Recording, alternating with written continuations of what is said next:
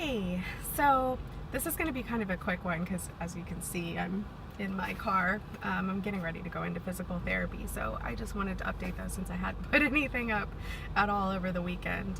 It was kind of a busy weekend. I had a Girl Scout cookout for my daughter for her troop, so we did that last night, and she got to kind of hang out with all of her Girl Scout friends at the park and eat food and I don't know, be a Girl Scout prior to the Girl Scout season starting up. So that was fun, and we're doing like a total kitchen makeover right now. So my house is kind of torn apart at the moment, which also means there's really no good place right now to film this at home anyway. So you might be seeing some videos from my car to start with, because with the kitchen torn up, there's stuff from the kitchen in like every other room right now, but it's gonna be great. I'll show you guys pictures or post something when I'm all done so you can kind of see the transformation. But anyway, so we've been working on that and getting ready for school and everything else.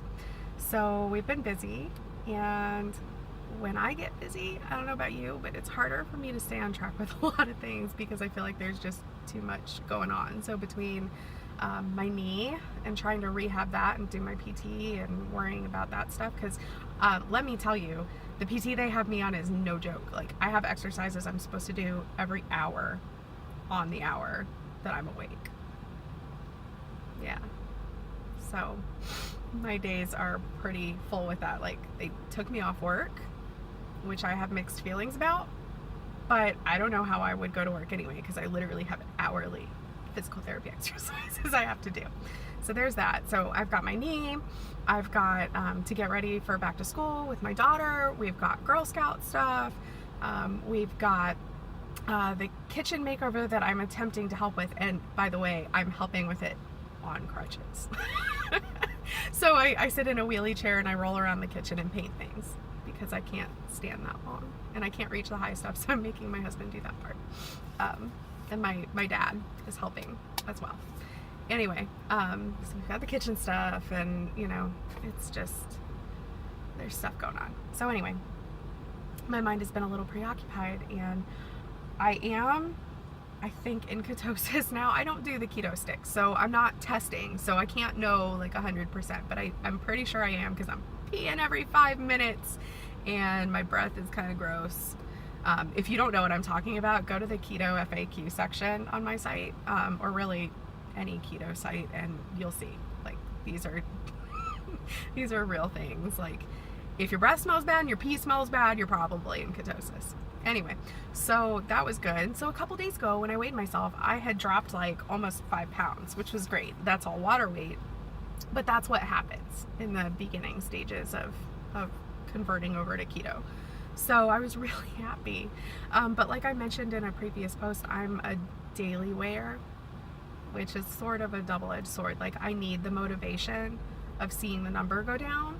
And on the flip side, if I see that number go up, I need to know that too, because it kind of lights a fire under my butt to, do what I need to do and stay on track if I'm not. So I had seen it go down 5 pounds and I was super excited, and then the last 2 days I've seen it creep back up about 2 pounds. So that kind of sucks. I'm not real jazzed about it. I'm not totally sure why.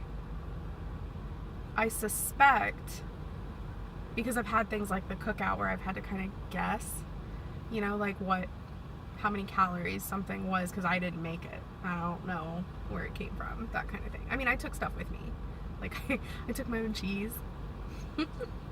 And I took a Nush bar, which, if you don't know what that is, it's Nush. Google it. They're good. I'm going to do a review of those too because they're pretty awesome.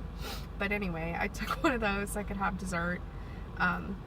So that was fine, but like the other stuff there that was relatively keto, like somebody made buffalo chicken dip. I don't know. I know buffalo chicken dip is pretty keto, but I don't know what they put in theirs, so I couldn't tell you how many calories it was. So I guessed, and I think my guesses might have been off. Maybe. So, I don't know.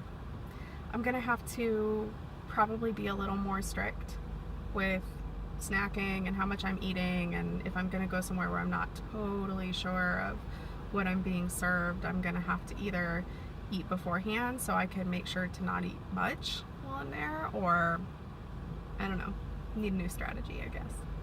But I'm gonna stay the course. If you haven't heard this term before, KC&W, keep calm and keto on. That's what I'm gonna do.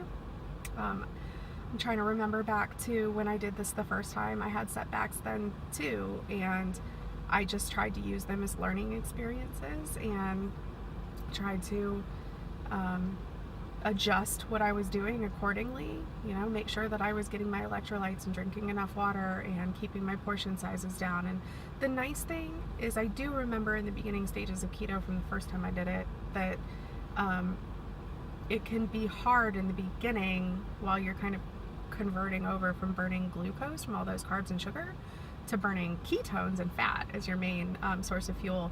It can be hard in the beginning because you still have the cravings while you're detoxing, and you still have like the hunger, like you still want to eat. But as you get more into it, a couple weeks in, that hunger kind of goes away if you've been faithful to keto. You just kind of stop being as hungry because fat is more satiating than carbs. Carbs make you want to eat more.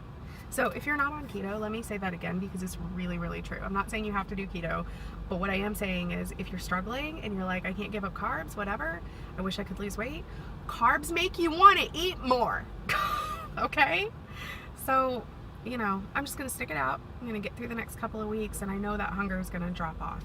So I'm going to try really hard for the next week or two not to obsess about fluctuations that are a couple of ounces or even a pound or two, because I know that it's going to get easier. So I guess that's kind of my thought for the week. As of today, I'm sitting at 192.2. Not great, but I'm going to get there. I'm going to keep on it. So I hope that if you're working on it too, that you're not letting any setbacks get in your way.